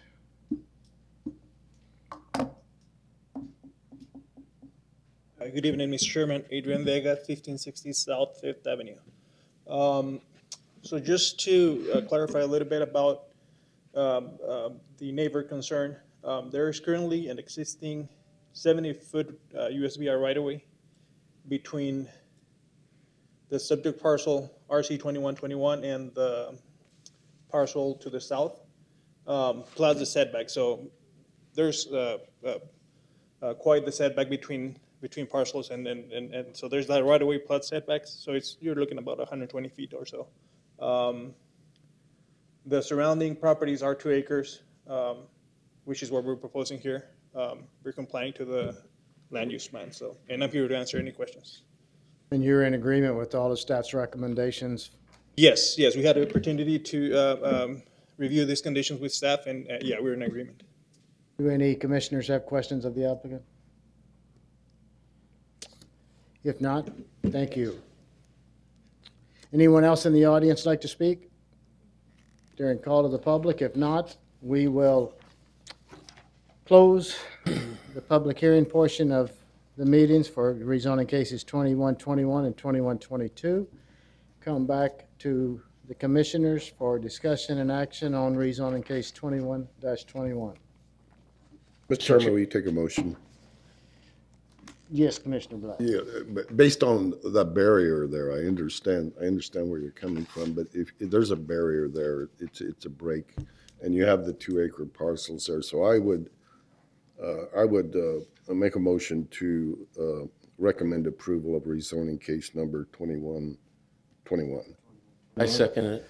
So we have a motion by Commissioner Black with a second by Commissioner Bowers to recommend approval of rezoning case 21-21. Any further discussion? All in favor say aye. Aye. Any opposed? Motion carried unanimously. Now as to rezoning case number 21-22. Discussion and action. You take a motion? Mr. Chairman, the same thing. I would make a motion to recommend approval of rezoning case number 21-22 as presented. I'll second. We have the motion by Commissioner Black with a second by Commissioner Bowers to recommend approval of rezoning case 21-22 as recommended by staff. Any discussion? All in favor say aye. Aye. Anybody opposed, nay? Unanimous on rezoning case 21-22, recommendation of approval. Item number 10 on tonight's agenda. Major amendment case number 21-01. Arturo Garcia, agent for Vision Assets LLC, requests a major amendment to the Yuma County 2020 Comprehensive Plan to change the land use designation of a parcel totaling 13.96 gross acres in size from agricultural rural residential to agricultural rural development. Staff report, please. Thank you, Mr. Chairman, members of the commission. Javier Barraza, senior planner, presenting minor amendment case number 21-01. The subject property is under the 70-74 decibel noise zone of the OX2, and is located in the Yuma Mesa planning area at 3453 East County 18.5 Street in Yuma, Arizona, and the intent is to accommodate the rezoning of the parcel from rural area 10 acre to rural area 5 acre minimum to ultimately allow the split of the subject parcel into 2 new lots. This is the land use and vicinity map. The subject parcel is parcel number 4. It's crosshatch. It's improved with a site-built residence and accessory structures, has an on-site and well systems. Properties access on the north via along County 18.5 Street and along the east via Avenue 3.5 E. The property is surrounded by the agricultural rural residential. Parcel number 1 to the north is in agriculture, zone rural area 10 acre minimum. It's about 158 acres in size, gross acres in size. Then we have parcel 6 and 7 to the west. Those properties are improved with residences, about 5 acres in size. A zone rural area 5 acre minimum. Parcel number 2 to the south is about 200 gross acres in size. And it's desert terrain, but there is the location of a business, a well drilling business. And it's zone rural area 10 acre minimum. I think I mentioned that already. And then we have parcels on the east, parcel 13, 14, and 15. Those parcels are zone rural area 10 acre minimum, about 6.33 gross acres in size. Parcel 13 and 14 are improved with manufactured homes and 2 residences. And parcel 15 is in agriculture. Then we have on the northeast, Pioneer Rancheros, unit number 1 is a subdivision that was recorded in 1972. And there are different zonings, rural area 5 acre, suburban site built 2 acre, and suburban rural 2 acre minimum. Also, there's a improved with mixture of manufactured homes and site built. This is the site plan provided by the applicant showing how it was planned to be split. Parcel A, it'll be 7.353 acres in size, and parcel B is 5.32 gross acres in size. This is an aerial view from 2017 showing the character of the area at that time. This is a view looking southwest from the northeast corner of the subject parcel. Now looking northwest from the southeast corner of the parcel. I received comments from MCAS not in favor of this request. Also, the Arizona Attorney General have no concerns about this mayor amendment. Arizona Game and Fish recommend the following recommendations to lessen impact on flat-tailed hornet lizard. No comments received from residents within the zoning area. Staff recommends denial of mayor amendment case number 21-01 based on the following. The amendment is solely for the good of the or benefit of this particular landowner. The amendment does not address an oversight or inconsistency in the plan. The existing agricultural rural residential land use designation is appropriate for the existing condition of the property. Mr. Chairman, that concludes staff's presentation, and the agent is present. Very good, thank you. Does any commissioner have questions of staff at this point? If not, the agent is present. Would you like to speak?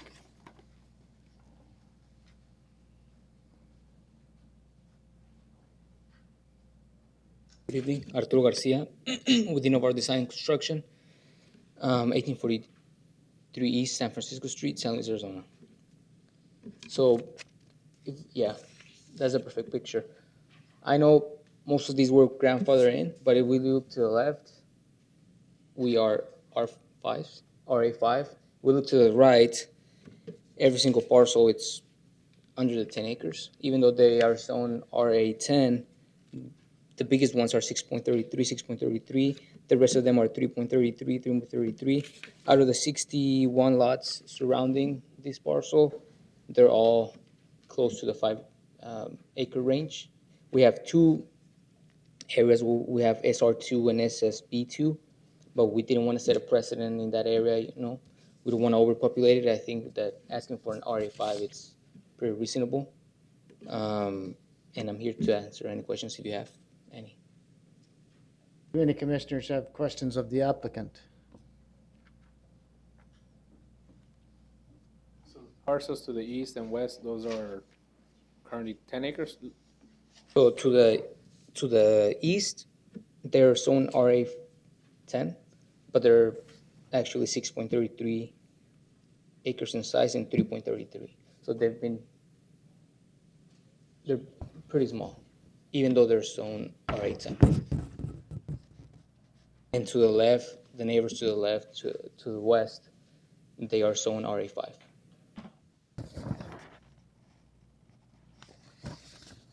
Mr. Chairman, Becky? Is that, I think that's the question for staff. Yes. Yeah, how come- 13, 14, and 15 non-conforming parcels?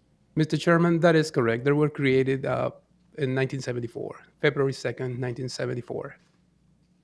And the parcels on the west with rezoning case 97-37. So, Mr. Chairman, the parcels to the east are pre-ordinance non-conforming. They were in existence prior to the adoption of zoning. That is why they do not comply with the RA10 zoning district. The parcels to the west were in existence prior to the adoption of the comprehensive plan and the establishment of the agricultural, rural, residential land use designation. We'd like to point out that we're not setting a precedent or anything, you know. We're just following. we're not gonna set something in motion to have people, you know, because I mean. That's why it throws me off, because the little squares look all the same. I'm like, well, wait a minute, how is that? I can ask a question of staff too. You said that the Attorney General had no comment? No comments, Mr. Chairman, that is correct. No comments on this specific one. But sorry. But they have an opinion. That will be the base, MCIS. Well, you have Attorney General opinion I08-003 listed under the military special interest. I would have thought the Attorney General would have had a statement on this as well.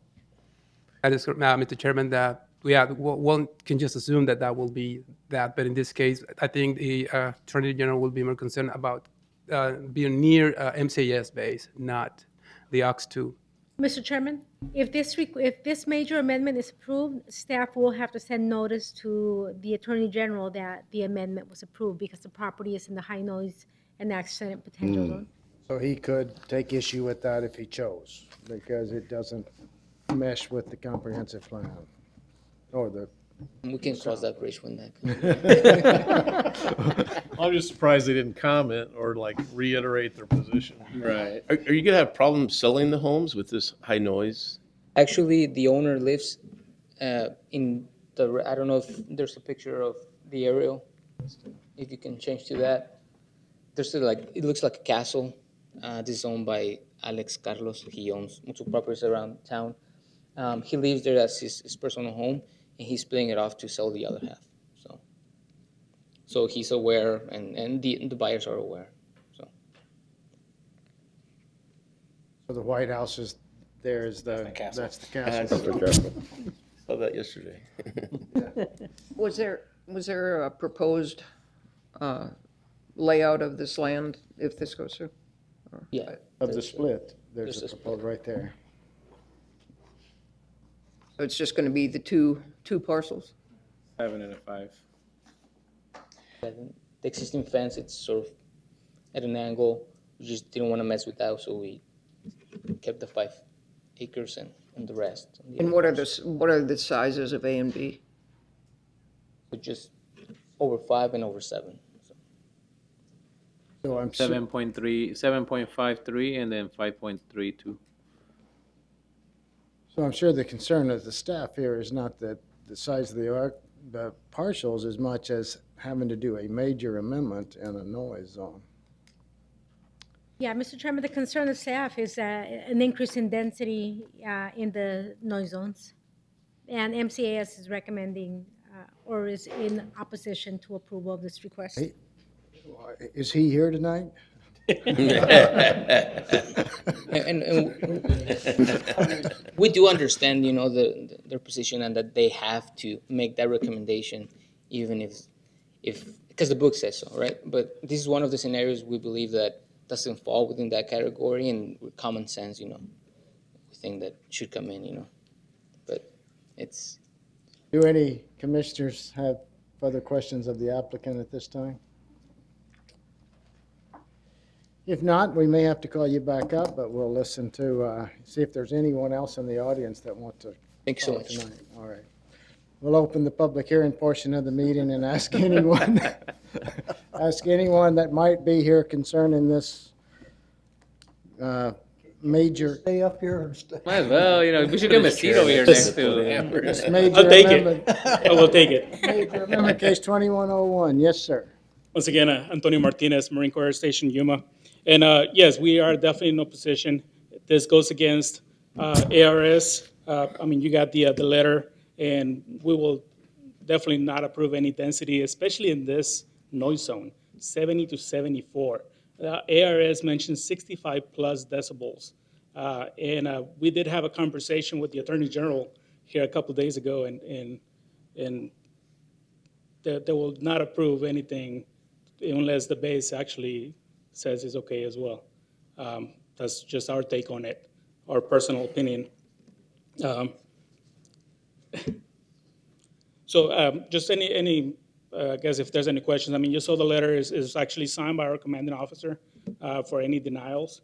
And like I say, for us, the biggest thing is like it not only goes against our regulations because of the noise zone, but it also goes against the ARS as well. So.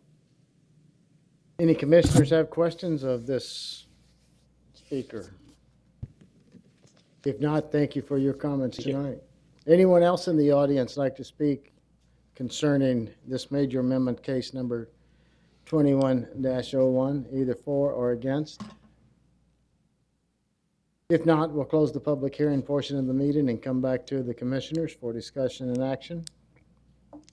I just got a question. When you're in that kind of noise zone, what do you tell your customers? I mean, do you have to build a 20-foot wall around your house or something and over the top to keep the noise down? That's a heck of a noise zone you're living in. There's a lot of home buyers with hearing impairments. Mr. Chairman, will you take a motion? Hey, It's getting deep in here. Hey, you see these hearing aids right here? Sorry, guys. Well, you know what bothers me is that when you get these, this is one homeowner who already knows the situation and he's selling to one buyer. It's not like it's a development. Right. Mr. Can I ask a question? Can I ask a question first? Yeah. The other parcels down there, like on the 65 decimal, the ones that were split already, were those the ones that were also back in 1974 grandfathered in, all that stuff, or was that after?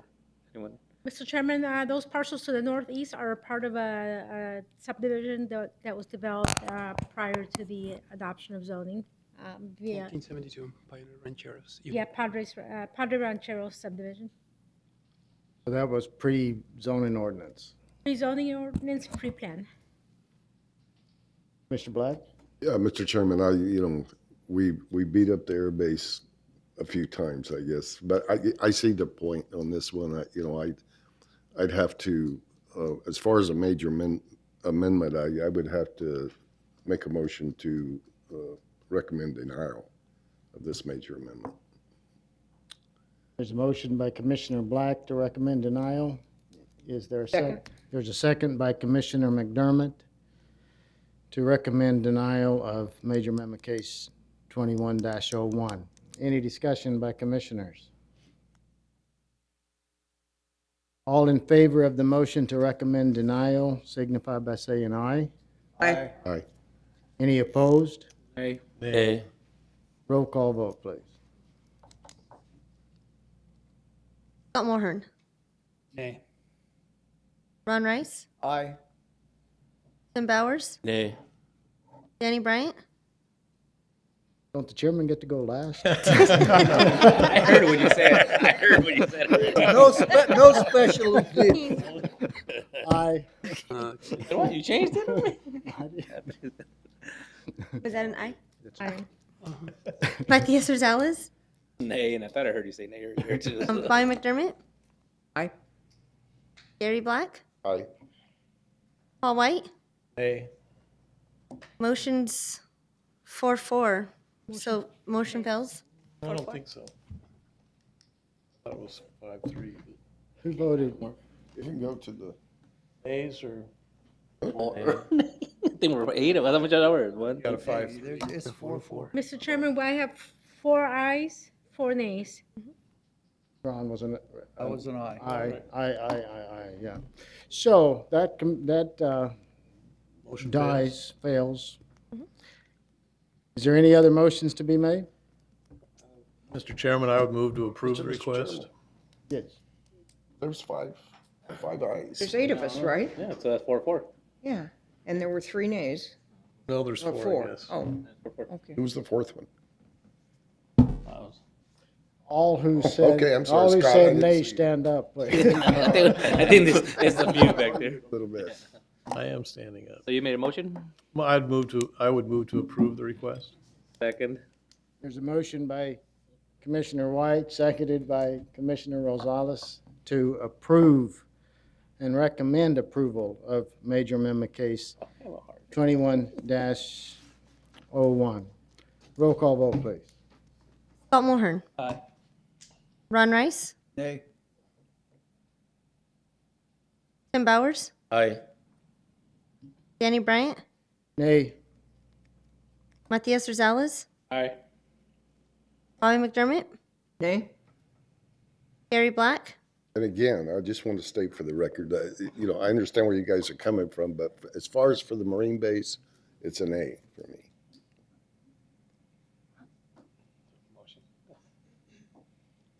Paul White. Aye. Motion fails 4-4.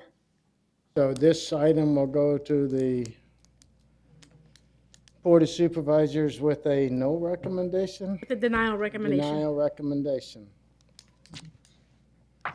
All right, and just for the record, I want to state and go on record with Commissioner Black that a major amendment to violate this is just a little too far to go, in my judgment. All right, is staff or any commissioner need a break? Let's get it down. Let's Go. get it down. Yeah, let's push on. Get it through. More We're cases. ready to go. Everybody wants to go. Okay. Mr. Dias is waiting. He How come wants we to didn't go move Mr. home. Dias with the previous one? We gotta face Nadja one more time. Can we use the 3-minute? Can we use the 3-minute thing? Amber, they're wanting, Nadja's gonna be up. Can you put 30 seconds on? Okay, major amendment case number 21-02. 2 or 3?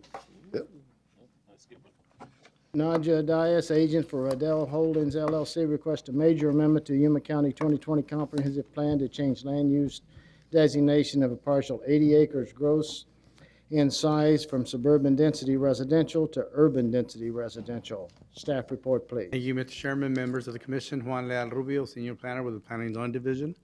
This is property is located in the foothills planning area at the southwest corner of Fortuna Road and County 12.5 Street.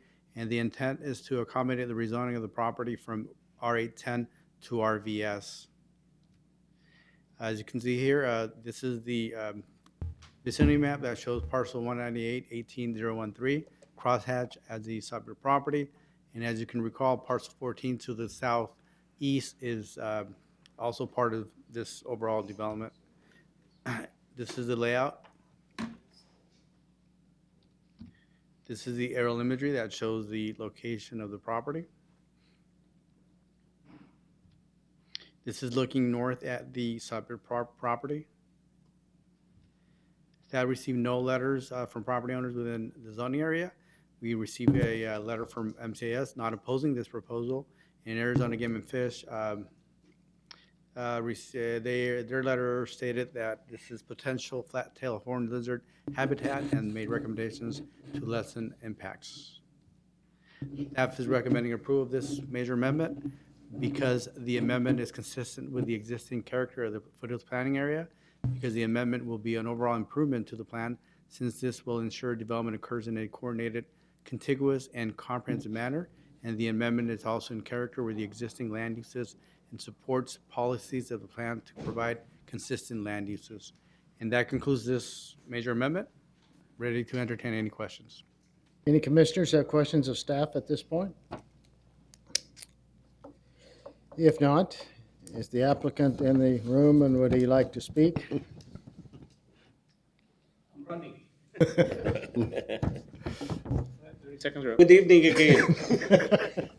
Oh, buzzer. Dice with the Dice Engineering, and I really would like to go home. I tired. I have to get up at 3 o'clock in the morning. Yeah. Well, this is a deep topic. We're going to be here for a while. Yeah. So, yeah, again, I think Juan did a hell of a good job. Let's go. Any commissioner have questions of Nadja? If not, thank you, sir. Thank you. We'll open the public hearing portion of the meeting. Does anyone in the audience want to speak in favor of or opposed to this? Seeing no one, we'll close the public hearing portion of the meeting, come back to the commissioners for discussion and action. Chairman, do you accept a motion to approve? Yes, sir. I second. We have a motion by Commissioner White with a second by Commissioner Bowers to recommend approval of major amendment case number 21-02 as presented by staff. Any discussion? All in favor say aye. Aye. Any opposed? Unanimous recommendation of approval. Item number 12 on tonight's agenda, major amendment case number 21-03. Kevin Dahl, agent for 11E LLC, requests a major amendment to the Yuma County 2020 Comprehensive Plan to change the land use regulations of 6.9 gross acre portion of a partial totaling 27.39 gross acres from agriculture, rural residential to regional commercial. Staff presentation, please. Thank you, Mr. Chairman. Mr. Chairman, once again, I need to recuse myself from major amendment case number 21-03. Let the record show that Commissioner Mulhern has declared a conflict and is excused from discussion and action on major amendment case number 21-03. Staff presentation. Thank you, Mr. Chairman. Javier Barraza, Senior Planner, presented major amendment case number 21-03. The subject property is located in the Gila Valley Planning Area, vicinity of the northeast corner of Highway 95 and the alignment of Avenue 11E. The intent is to accommodate the rezoning of the portion of the parcel from rural area 20-acre minimum to general commercial to accommodate for the second phase of a mini storage facility. This is the land use and vicinity map. The subject portion in red, the middle portion, about 7.9 acres of the subject portion, was amended to regional commercial with minor amendment case 2105 on September 8. That's the day when it was approved by the Board of Supervisors. The crosshatch area is the request in this major amendment. The property is in, the southern portion is in vacant and the rest is in agriculture production. Parcel number 8 to the north is in agriculture and the land use is agriculture rural residential. Parcel number 5 to the west is in ag and it has improved with a metal building for ag uses. And again, the same land use. Parcel 15, 14 to the south, same land use, but these parcels are zoned general commercial. Parcel 24 to the east is zone heavy industrial in agriculture. This is the site plan provided by the applicant. The dashed line on the north is the subject area to be amended. And the highlighted in green area is the portion that is already zoned general commercial. This is an aerial view from 2017. The dashed line in red is the subject area. This is a view looking southeast from the northwest corner of the parcel. Now, as a view looking east, northeast from the west. Staff received comments from ADIT, recommends that applicants contact them. Arizona Attorney General had no concerns on this request. A CAG member provided just a comment on this request, and no comments received from residents within the zoning area. Staff recommends denial of Mayor Amendment Case number 21-03 based on the following. The amendment is not consistent with the overall intent of the plan since the land use designations surrounding the subject property are intended for agricultural, rural, residential uses in nature. The proposed amendment is not considered an overall improvement to the plan since the parcels on the west, north, and east and south are designated agricultural, rural, residential. The proposed change is not compatible with adjoining land use designations and existing land uses on the west, north, and east. Mr. Chairman, that concludes staff's presentation. It's ready to answer any questions. Thank you. Any commissioner have questions of staff at this point? I have an issue with the adjoining. So the rest of it is already being used, but they're saying it's not compatible with the joining? It's a minor amendment. Oh. It was a minor amendment that went through a month But or so. but it changed. Yeah, it changed. So now it is, okay. Yeah. Any other questions? And this, we visited this before. Well, we visited not this one, but the area. The area. Yeah. We recommended denial, I think, and it passed the board, so it did get approved. So now we're just doing the other half of it. Any other? If not, the applicant is here. Would you like to speak, sir? Chairman, Planning Commissioners, I'm Kevin Dahl with Dahl Robinson Associates, 1560 South Fifth Avenue. I'll be brief. So, yeah, we went through this a couple months ago. This is phase 2 of that major amendment. The board did approve our request. We would request your support going forward to the board since they approved it to be consistent with what they approved before, if that's said clearly enough. Does any commissioners have questions of the applicant? On your drawing, how many boats are you accommodating there? Mr. Chairman, I don't know. Don't know. We count them. I don't know. I'm sorry. What, okay, I've heard that this will include boat washing areas and facilities, restrooms and other things, conveniences for the patrons. Is that correct? Mr. Chairman, we are in the land use planning zoning stage. The design is conceptual. There will be probably restrooms. The owner is here. Do you want to speak?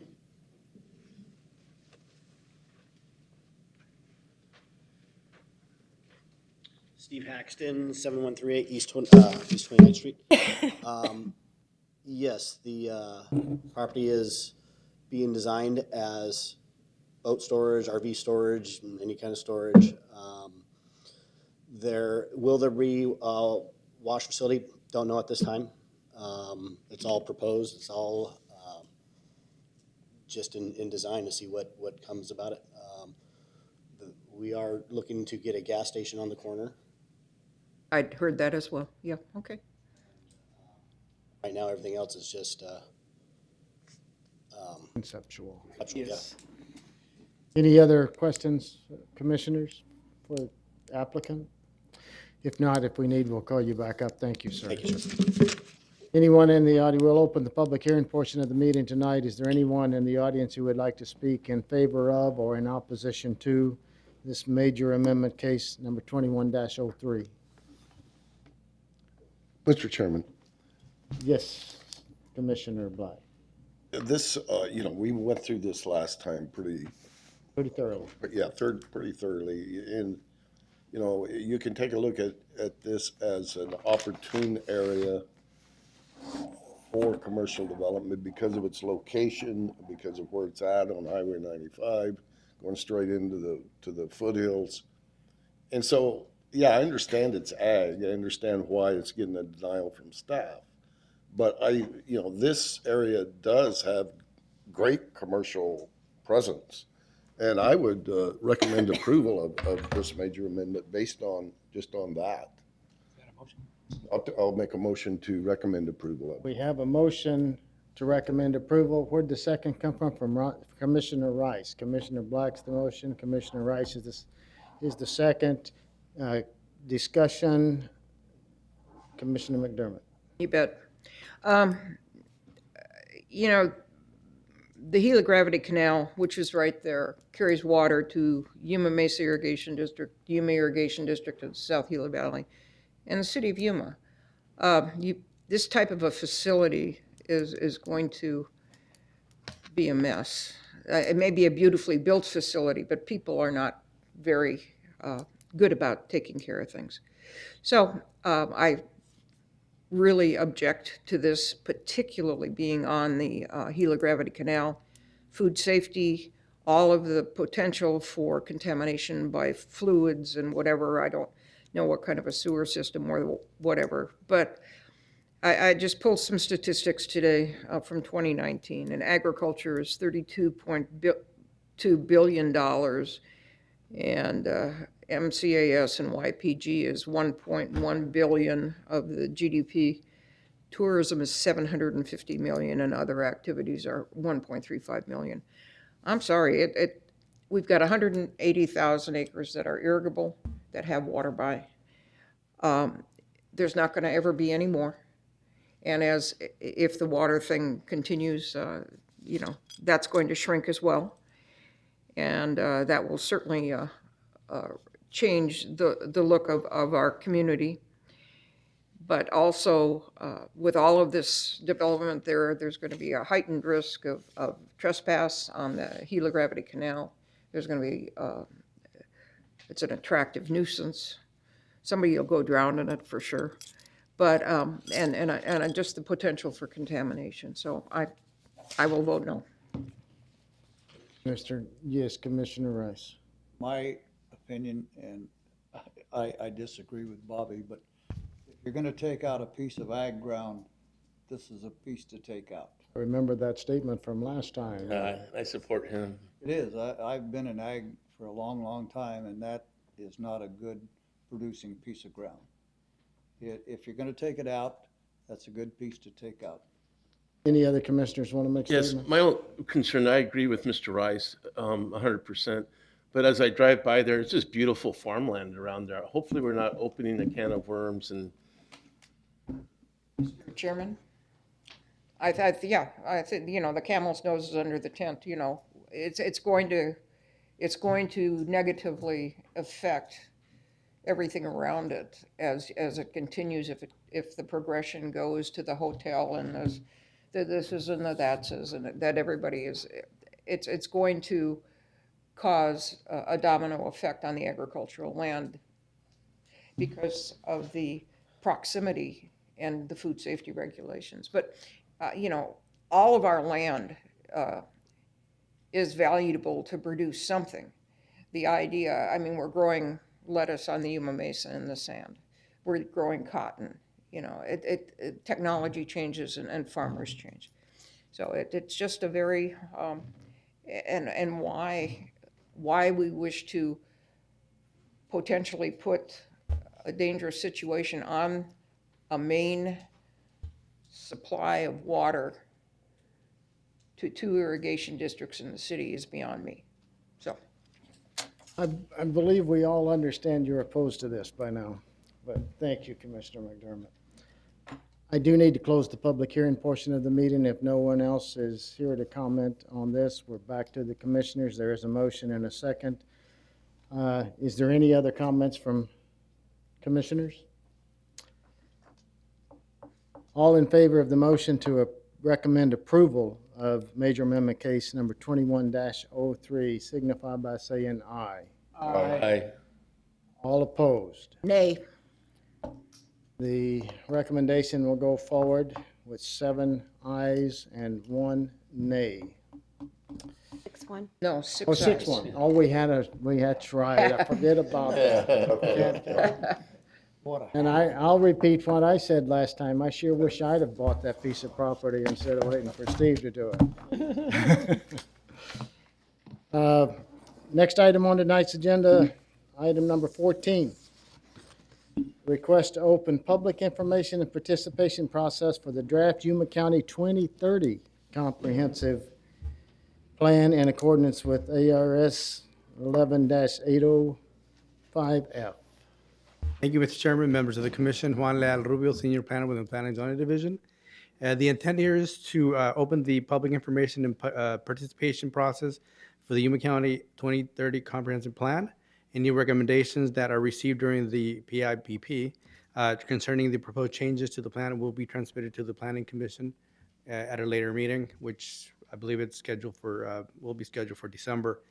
As part of this public information, public participation process, staff will distribute drafts of the comp plan throughout the county at the different libraries, county administration. We also posted a link online with the draft comp plan. You also received a copy of that in this packet. So staff would also like to take the opportunity to invite the audience to participate on November 15th, 2021. We're going to have an open house here in this auditorium to present the draft comp plan. The direction given to staff by the board was to readopt the 2030 comprehensive plan with updates to the U.S. Census, statistical data, and That's what's been done, and we also made some corrections to the draft comp plan. So the recommendation tonight is that staff recommends opening the public information and participation process for the Yuma County 2030 Comprehensive Plan. Very good. So you're indicating there are no other changes, just the census?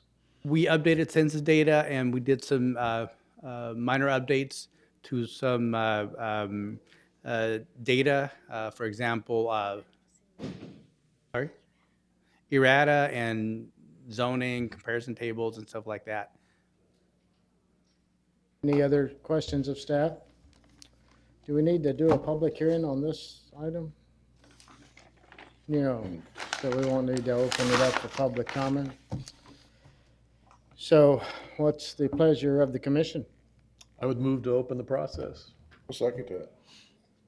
We have a motion by Commissioner White, seconded by Commissioner Black, to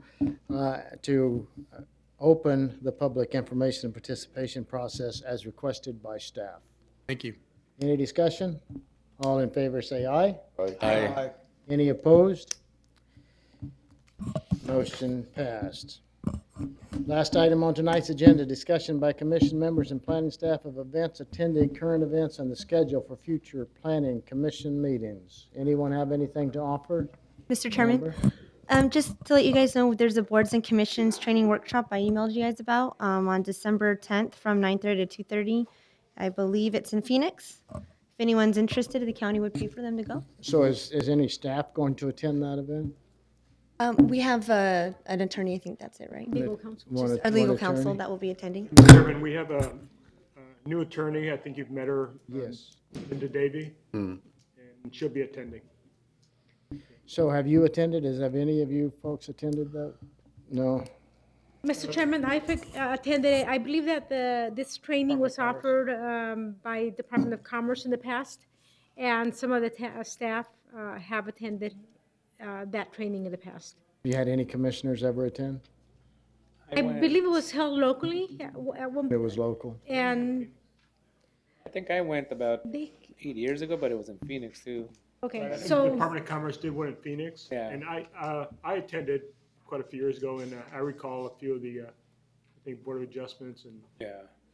Is it you attended? Would you recommend that it's a good thing to go I to? recommended that Minda go to it, Minda Davy. So yes, I think it's worthwhile to. And what's the deadline to let you know? I would like Yesterday? sooner than later. Yesterday? I like to get it done ahead of time, but it is non-refundable at a certain point, so just Don't want to, if yes. you do it, then yeah. So. Understand. All right, we all know. Anything else for Plus, tonight? Mr. Chairman, could they turn the heat on in this? It was cold in here. Give me a leg cramp. Right. Sorry, I gotta get home. You're gonna kill us all. We are officially adjourned.